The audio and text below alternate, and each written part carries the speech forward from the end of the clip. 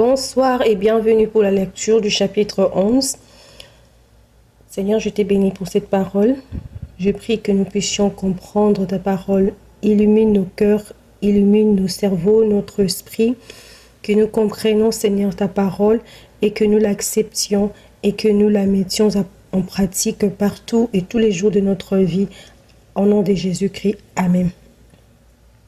Aujourd'hui, nous allons lire le chapitre 11 du livre de Genèse. Si vous n'avez pas encore lu les 10 premiers chapitres avec nous, allez-y regarder les vidéos et ensuite vous allez regarder celle-ci.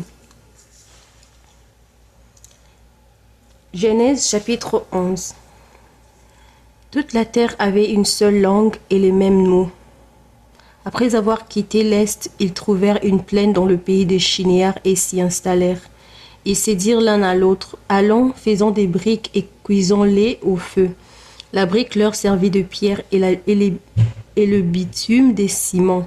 Ils dirent encore, allons, construisons-nous une ville et une tour dont le sommet touche le ciel et faisons-nous un nom afin de ne pas être dispersés sur toute la surface de la terre. L'Éternel descendit pour voir la ville et la tour que construisaient les hommes et il dit, les voici qui forment un seul peuple et ont tous une même langue. Et voilà ce qu'ils ont entrepris. Maintenant, rien ne les retiendra de faire tout ce qu'ils ont projeté. Allons, descendons et là, brouillons leur langage afin qu'ils ne se comprennent plus mutuellement. L'Éternel les dispersa loin de là sur toute la surface de la terre. Alors ils arrêtèrent de construire la ville. C'est pourquoi on l'appela Babel. Parce que c'est là que l'Éternel brouilla le langage de toute la terre, et c'est de là qu'il les dispersa sur toute la surface de la terre. Alors pourquoi Dieu a dispersé les gens alors qu'ils étaient unis? C'est parce qu'ils n'avaient pas de bonnes intentions. Ils ont voulu se faire un nom à eux, et ils ont prêté attention sur eux-mêmes au lieu de prêter attention sur Dieu. Et comme Dieu ne partage pas sa gloire avec les hommes, il les a dispersés. C'est sûrement là une des raisons. Et voilà. Et aussi peut-être qu'ils avaient des mauvaises intentions en voulant rester ensemble. Disons qu'ils n'étaient pas en accord avec la volonté de Dieu. Et c'est aussi une leçon à prendre parce on entend souvent cette phrase, la voix du peuple, c'est la voix de Dieu. Mais quand on lit la Bible, on voit bien que la voix du peuple n'a toujours pas été la voix de Dieu. Des fois, le peuple s'est rassemblé pour faire une chose qui est en fait contraire à la voix de Dieu. Et d'ailleurs, nous allons voir ça plusieurs fois dans l'histoire des enfants d'Israël. La plupart du temps, ils s'est détourné de Dieu et ceux qui restaient encore en train d'adorer Dieu étaient peu nombreux que ceux qui s'est laissé tromper et qui allaient adorer les faux dieux. Donc, il faut faire attention avec les dires comme la voix du peuple, c'est la voix de Dieu. Le peuple, surtout dans le monde déchu, la majorité a souvent tendance d'aller à l'encontre de Dieu et il y a toujours souvent une minorité. Et on a vu ça aussi au temps de Noé. Quand Dieu avait appelé Noé, il a détruit le monde. Il n'y avait que Noé et ses fils et leurs femmes qui étaient sauvés. Toute la terre, Dieu a détruit parce que leur voix n'était pas sa voix à lui. Voici la lignée de Sem. À l'âge de 100 ans, Sem eut pour fils Arpachad 2 ans après les déluges. Sem vécut 500 ans après la naissance d'Arpachad et eut des fils et des filles.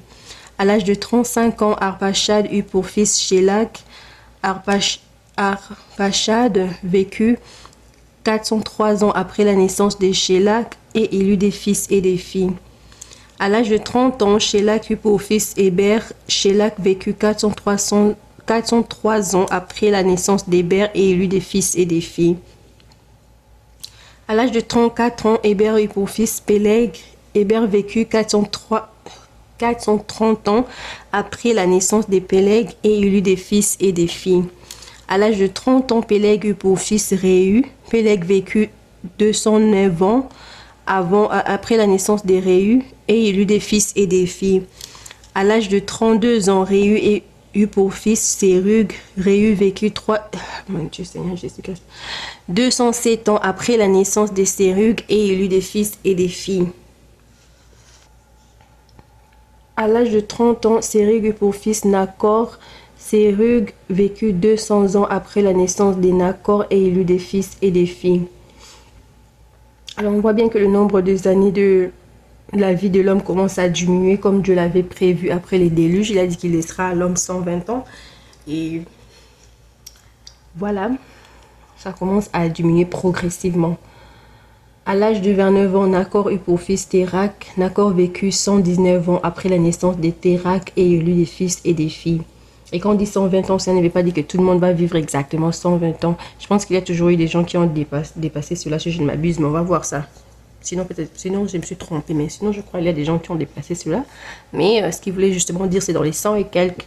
Parce qu'avant, Adam, au temps d'Adam, il vivait dans le 900 ans, 800 ans, etc. Maintenant, ça commence à diminuer. Térak était âgé de 70 ans lorsqu'il eut Abraham, Nacor et Haran. Alors, on voit bien pourquoi on nous a donné la descendance de Sem. Premièrement, d'abord, c'était un des fils de Noé qui ont peuplé la terre après les déluges. Et ensuite, on voit que il est l'ancêtre d'Abraham. Voici la lignée de Térak. Térak eut pour fils Abraham, Nacor et Haran. Haran eut Lot. Haran mourut du vivant de son père Térak dans les pays de sa naissance à Ur en Chaldée. Abraham et Nacor se marièrent. La femme d'Abraham s'appelait Saraï et la femme de Nacor Milca. Elle était la fille d'Haran qui était le père de Milca et de Jisca. Donc, la fille d'Haran, dont la fille a son frère, en fait, Nacor a épousé sa nièce. Ils ont dit elle était la fille d'Haran qui était le père de Milca et Jisca. Ou c'était un autre Haran? Oh non. Parce qu'on parle là d'Abraham, Nacor et Haran. Elle était la fille. Ok. Saraï était stérile, elle n'avait pas d'enfant. Térak prit son fils Abraham, son petit-fils Lot, qui était le fils d'Haran, et sa belle-fille Saraï, la femme de son fils Abraham. Ils sortirent ensemble d'Ur en Chaldée pour se rendre dans le pays de Canaan, mais arrivés à Charan, ils s'y installèrent. Désolée pour ma voix. Térak vécut 205 ans, puis il mourut à Charan. Ah ouais, j'avais raison. On a dit 120 ans, c'est pas tout le monde qui s'arrêtait justement à 120 ans, mais en général, la durée s'est raccourcie. La durée de la vie de l'homme. Mais il y a eu des gens quand même qui ont eu à dépasser encore ces 120 ans. Et aujourd'hui, c'est encore très très rare dans notre époque. Voilà, merci d'avoir suivi la lecture et on se retrouve pour les chapitres 12.